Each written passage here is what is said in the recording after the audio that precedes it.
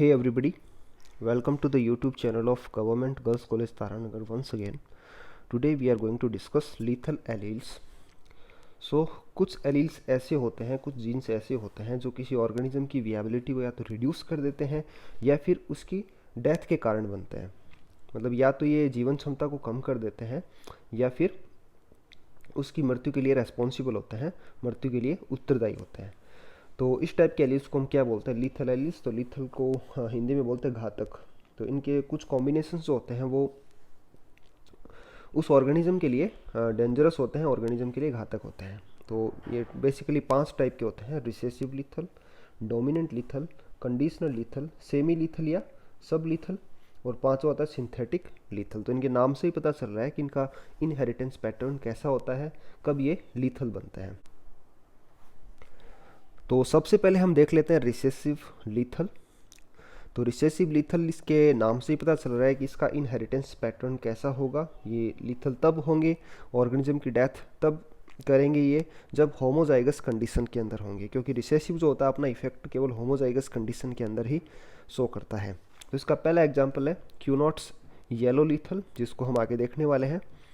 दूसरा एग्जाम्पल है cystic fibrosis. Cystic fibrosis कब होता है? एक जीन होता है CFTR जीन। तो CFTR जीन के अंदर डिफेक्ट की वजह से ये प्रोड्यूस होता है। अगर हम माने कि डिफेक्ट की वजह से अगर नॉर्मल जीन अपना कैपिटल C है, और तो सिस्टिक फाइब्रोसिस कब डेवलप होगा? जब आपका कॉम्बिनेशन क्या होगा? Small C. इसी टाइप से अगर हम बात करें सिकल सेल अनीमिया की, तो सिकल सेल अनीमिया जो होता है एक हीमोग्लोबिन जीन जो होता है इसके अंदर वो डिफेक्टिव होता है, पॉइंट म्यूटेशन की वजह से ये प्रोड्यूस होता है। तो 2 वेरिएंट्स होते हैं, हीमोग्लोबिन A जो कि नॉर्मल है, और पॉइंट म्यूटेशन की वजह से ये किस में कन्वर्ट हो जाता है? HbS के अंदर। तो यहाँ पे जो HbS जो कॉम्बिनेशन होता है ये कैसा होता है? ये लीथल होता है। इसकी वजह से सिकल सेल अनीमिया प्रोड्यूस होता है। तीसरा जो है एकोंड्रोप्लेजिया। तो एकोंड्रोप्लेजिया जो होता है ये भी एक रिसेसिव लीथल का टाइप है। तो क्यूनॉट्स येलो लीथल्स जो हैं ये रिसेसिव लीथल का सबसे क्लासिकल एग्जांपल है। ल्यूसियन क्यूनॉट ने सबसे पहले लीथल जीन की डिस्कवरी की थी। तो ल्यूसियन क्यूनॉट ने क्या देखा कि माइस के अंदर दो टाइप के फिनोटाइप्स इन्होंने नोटिस किए। पहला कौन सा था? येलो, और दूसरा कौन सा था? Non yellow. अब यहाँ पे इन्होंने मतलब येलो और नॉन येलो जो थे इनके अंदर इन्होंने देखा कि येलो जो था ये डोमिनेंट था और नॉन येलो कैसा था? रिसेसिव था। तो नॉन येलो रिसेसिव और येलो कैसा था? डोमिनेंट। अब यहाँ पे इन्होंने देखा कि जितने भी येलो थे वो हेट्रोजाइगस थे। इन्होंने टेस्ट क्रॉस से प्रूव किया कि जो भी येलो माइस हैं वो सारे के सारे कैसे थे? हेट्रोजाइगस थे। ठीक है। अब इन्होंने क्या किया? अब येलो का क्रॉस करवाए येलो से। अब येलो आपका कैसा? हेट्रोजाइगस है। तो येलो का अगर आप येलो से क्रॉस कराओगे, हेट्रोजाइगस होगा, तो आपका जो रेशियो है मोनोहाइब्रिड रेशियो कितना आना चाहिए? 3:1। लेकिन यहाँ पे इनके पास जो रेशियो था वो 3:1 नहीं आया, इसके बजाय क्या आया? 2:1 आया। तो क्यूनॉट तो इस चीज़ को एक्सप्लेन कर नहीं पाए। उसके बाद कासल और लिटल आए, उन्होंने इस फेनोमेनन को एक्सप्लेन किया और उन्होंने बताया कि यहाँ पे जो कैपिटल वाई जो कॉम्बिनेशन है ये कैसा है? ये लीथल है। तो ये किसका टाइप हो गया? रिसेसिव लीथल का टाइप हो गया। अब आप बोल सकते हो कि भाई कैपिटल जो है इसको तो हम डोमिनेंट के रूप में शो करते हैं, कि कैपिटल लेटर से हम किसको दिखाते हैं? डोमिनेंट को।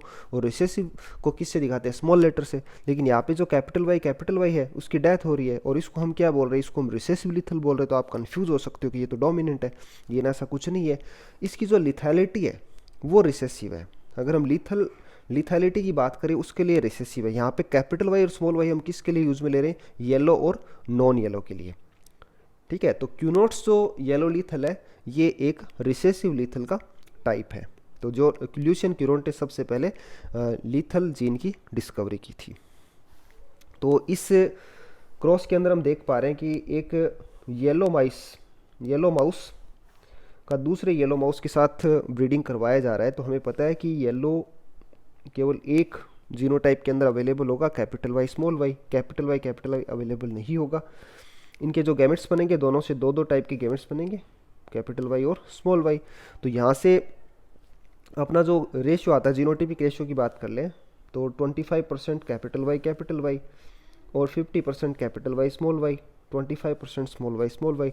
लेकिन यहाँ पे जो कैपिटल वाई कॉम्बिनेशन होता है ये लीथल होता है, और एम्ब्रायनिक कंडीशन के अंदर ही ऐसे माइस की डेथ हो जाती है। तो इस वजह से हमें जो रेशियो मिलेगा वो कितना आएगा, 2:1। तो 2/3 progeny capital Y small Y yellow होंगे, और 1/3 progeny small Y non yellow होंगे। उसके बाद दूसरा जो लीथल एलील्स का टाइप है वो है डोमिनेंट लीथल। तो डोमिनेंट लीथल नाम से पता चल रहा है कि ये होमोजाइगस और हेट्रोजाइगस दोनों कंडीशन के अंदर ही लीथल होते हैं।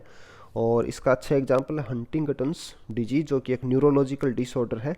अब भाई हम बात करें जैसे यहाँ पे कि अपने पास कोई कॉम्बिनेशन है किसी लीथल, हम मान रहे कि अपना जो कैपिटल है ये लीथल एलील है, तो कैपिटल ए और कैपिटल ए स्मॉल ए दोनों ही कैसे होंगे, दोनों ही यहाँ पे लीथल होंगे। अब ऑर्गेनिज्म है उसकी तो डेथ हो जाएगी दोनों ही केसेस के अंदर, तो फिर इस टाइप के डिसऑर्डर आगे की जनरेशन में कैसे पास हो सकते हैं। ऑर्गेनिज्म वो पहले ही उसकी डेथ हो जाएगी तो कैसे पास होंगी। लेकिन क्या होता है कि जो हम हंटिंगटन्स डिजीज़ की बात करें तो ये क्या होती है, बहुत स्लो डिजीज़ होती है। तो इस वजह से क्या होता है कि मतलब जो ऑर्गेनिज्म होता है उसको टाइम मिल जाता है, उस टाइम के दौरान वो उसको आगे की जनरेशन में पास कर सकता है। तो हंटिंगटन्स डिजीज़ के अंदर क्या होता है कि capital D homozygous, capital D small D heterozygous, तो ये दोनों ही कैसे होंगे, ये दोनों ही अफेक्टेड होंगे। और स्मॉल डी जो है ये कैसे होंगे, ये अनअफेक्टेड होंगे। तो इस टाइप के लीथल्स को हम क्या बोलते हैं, डोमिनेंट लीथल। उसका तीसरा है कंडीशनल लीथल। तो कंडीशनल लीथल वो होते हैं, मतलब ये अपना इफेक्ट तब शो करते हैं, लिथैलिटी तब कोज करते हैं, डेथ तब करते हैं जब एक स्पेसिफिक कंडीशंस प्रोवाइडेड हो। मतलब ये कुछ सर्टेन कंडीशंस के अंदर ही लीथल होते हैं, सारी कंडीशंस के अंदर लीथल नहीं होते हैं। इसका एग्जांपल है फैविज्म। तो फैविज्म क्या होता है, एक सेक्स लिंक्ड इनहेरिटेड कंडीशन होता है। तो इसमें एक एंजाइम ग्लूकोज 6-फॉस्फोडीहाइड्रोजिनेज की डेफिशिएंसी होती है। मतलब ऐसे इंडिविजुअल्स जिनके अंदर फैविज्म होता है उनके अंदर ये एंजाइम डिफेक्टिव होता है, ग्लूकोज 6-फॉस्फोडीहाइड्रोजिनेज नहीं बन पाता है। तो इसकी वजह से क्या होता है कि जब ऐसे इंडिविजुअल्स फावा बीन्स को खाते हैं, तो ये तभी डेवलप होगा जब फावा बीन्स को खाएंगे। जब ये फावा बीन्स को खाते हैं तब इनके अंदर हीमोलिटिक अनीमिया डेवलप हो जाता है, और हीमोलिटिक अनीमिया की वजह से क्या होगा, आरबीसी टूट जाएगी, और आरबीसी जो है ब्लड वेसल्स को ब्लॉक कर देगी। इससे किडनी फेलियर हो जाएगा, और अल्टीमेटली जो इंडिविजुअल उसकी क्या हो जाएगी, डेथ हो जाएगी। तो यहाँ पे ये कंडीशन तभी डेवलप होगी जब इंडिविजुअल फावा बीन्स को खाएगा। अगर वो फावा बीन्स को नहीं खाता है then he is perfectly normal. तो इस वजह से कंडीशनल लीथल जो होते हैं वो स्पेसिफिक सेट ऑफ कंडीशंस के अंदर ही लीथल होते हैं। अब दूसरा केस ये भी होता है, फेविज्म से अफेक्टेड इंडिविजुअल को अगर एंटी मलेरियल ड्रग्स एडमिनिस्टर कर दी जाए, अगर ऐसे इंडिविजुअल्स के अंदर एंटी मलेरियल ड्रग्स इंजेक्ट कर दी जाए तो भी क्या होगा, हिमोलिटिक अनीमिया डेवलप होगा। तो इस प्रकार ये किसका एग्जाम्पल है, कंडीशनल लीथल का। उसका नेक्स्ट है अपना सेमी लीथल्स और सब लीथल्स। तो सेमी लीथल्स और सब लीथल्स क्या करते हैं कि जितने भी अफेक्टेड जीनोटाइप्स होते हैं, जितने भी अफेक्टेड इंडिविजुअल्स होते हैं, उन सब की डेथ के लिए रेस्पॉन्सिबल नहीं होते, उनकी सब की डेथ के कारण नहीं बनते हैं, केवल कुछ ही इंडिविजुअल्स की डेथ के कारण बनते हैं। So they cause death of only some of the individuals with the affected genotype. और इसका बहुत अच्छा एग्जाम्पल है हीमोफीलिया। तो हीमोफीलिया क्या होता है, एक एक्स लिंक्ड रिसेसिव डिसऑर्डर होता है, और इसके अंदर एक क्लॉटिंग फैक्टर डिफेक्टिव होता है। उसकी वजह से चोट लगने के बाद क्लॉटिंग नहीं हो पाता है। तो माइनर कट्स जो होते हैं, छोटे छोटे जो वुंड्स होते हैं, उनसे भी क्या होता है कि बहुत ज़्यादा खून बह सकता है, और ये लीथल हो सकता है। तो कुछ इंडिविजुअल्स उसके लिए लीथल हो सकता है। तो अगर हम इसके इनहेरिटेंस पैटर्न की बात करते हैं तो हम देखेंगे कि इसके अंदर केवल जो मेल होते हैं वो अफेक्टेड होते हैं, फीमेल्स अफेक्टेड नहीं होते हैं। तो देख लेते हैं कैसे। तो अपने पास फॉर एग्जांपल एक मेल है जो कि नॉर्मल है, और दूसरा जो फीमेल है ये कैसा है, कैरियर है। तो अगर हम इनकी बात करें तो इनसे 4 टाइप के कॉम्बिनेशन बन सकते हैं। तो ये मेल के जो गैमेट्स हैं वो, और ये फीमेल के गैमेट्स। तो फर्स्ट जो है XHX, तो ये कैसी होगी, ये फीमेल होगी, कैरियर होगी। दूसरा XHY, ये कैसा होगा, ये मेल, और ये कैसा होगा, ये अफेक्टेड होगा। उसके बाद फीमेल नॉर्मल, मेल नॉर्मल। तो यहाँ पे हमने देखा कि जो XHY वाला जो कॉम्बिनेशन है, ठीक है, तो ये कैसा है, मेल है और ये अफेक्टेड है, हीमोफीलियक होगा। तो इसका जो एक्स क्रोमोसोम है वो कहाँ से आ रहा है, वो आ रहा है मदर से। एक्स क्रोमोसोम किससे आ रहा है, मदर से। तो इसके अंदर क्या होता है कि जो मेल्स हैं वो खाली अफेक्टेड होंगे, केवल मेल्स अफेक्टेड होंगे, क्योंकि मेल्स का एक्स क्रोमोसोम किससे आता है, फीमेल से आता है। और हीमोफीलिया कैसा एक एक्स लिंक्ड रिसेसिव डिसऑर्डर है। तो इस प्रकार कुछ ऑर्गेनिजम्स के अंदर ये कैसा होगा, ये लीथल होगा। मतलब सारे ऑर्गेनिज्म जो होते हैं उनकी डेथ नहीं हो सकती, माइनर कट से एक्सेसिव ब्लीडिंग कुछ केसेस के अंदर होती है और अल्टीमेटली डेथ हो सकती है। उसके जो लास्ट है वो है सिंथेटिक लीथल। तो सिंथेटिक लीथल में क्या होता है कि जैसे अगर हम बात करें म्यूटेशंस की, कुछ म्यूटेशंस की बात कर ले, जैसे 2 म्यूटेशन की हम बात करते हैं, तो ये जो कैपिटल है इसके अंदर म्यूटेशन होता है और ये स्मॉल ए के अंदर कन्वर्ट होता है।